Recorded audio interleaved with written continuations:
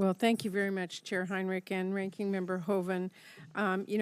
Families back home are really counting on us to work in this committee and across the appropriations in a timely bipartisan way so we can pass our funding bills that keep them safe and our country strong. So I'm really glad this committee is continuing full steam ahead with return to regular order and talking about making sure that FDA has the resources it needs to live up to its really critical mission.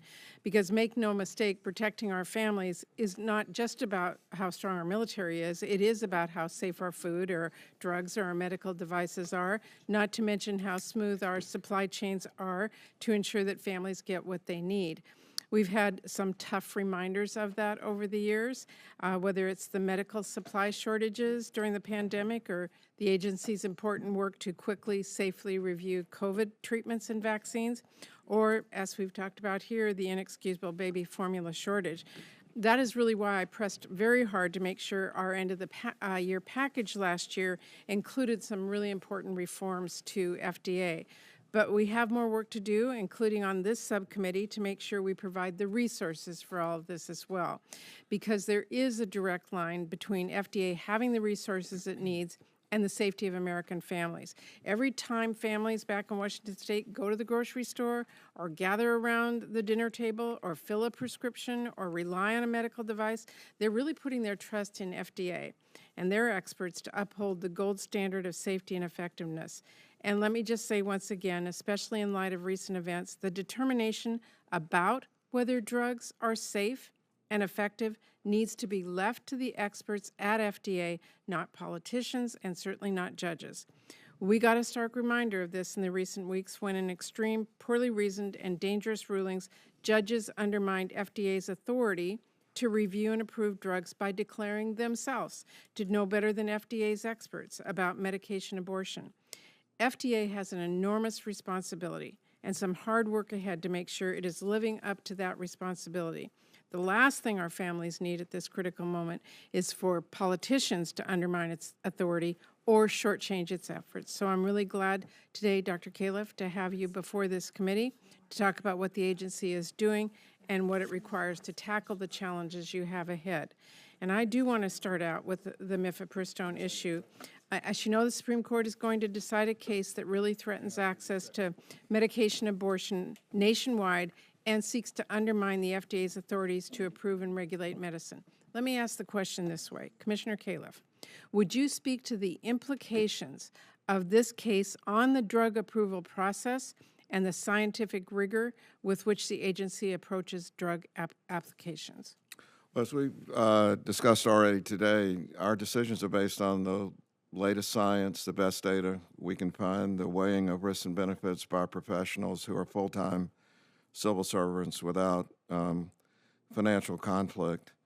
And there is concern in this case about the impact on a wide variety of things, including patients, women who need access to a drug which is approved, the pharmaceutical industry itself, because of the threat to the separation of this decision about what's approval and what's not, sequestered away from political influence. So these are all concerns that we have.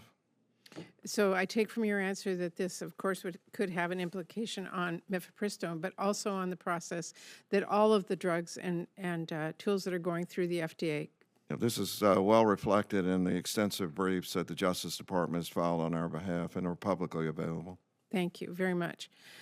Dr. Califf, at the end of last year, as you know, I negotiated and passed the Modernization of Cosmetics Regulation Act of 2022, which Senator Collins, who just left, was a critical part of. It provided new authority to your agency to make sure that cosmetics are safe for the people who use them. The FDA finally, after many years, will know who is making and marketing what products and where and what ingredients are being used, and when there is an adverse event like severe rashes or hair falling out or worse. This is the first time, and I'm very excited that you now have the authority to regulate. I can't tell you how many people I've talked to who didn't even know they weren't regulated before. So a very important step. You will now have the power to take products off the shelves if they're not safe. Can you provide us with an update about how you're moving forward with this new authority, and importantly for this committee, what resources you will need to implement them? Sure, I'm still stunned by the average of 12 cosmetics a day for women and 6 cosmetics a day for men. Now, something I hadn't really considered before, but I am pleased to say that we're on track, and I'm really excited that we've moved this under the auspices of Dr. Namanje Bumpus, who's our chief scientist. If you all have not met her, I would urge you to meet with her. She was the chair of a department of pharmacology at Hopkins, and I tried to talk her out of coming to FDA because she had a good life as an endowed professor, but she's a great civil servant and a preeminent scientist in that role. We're moving along well with the registration issues that are part of this, developing the adverse event system.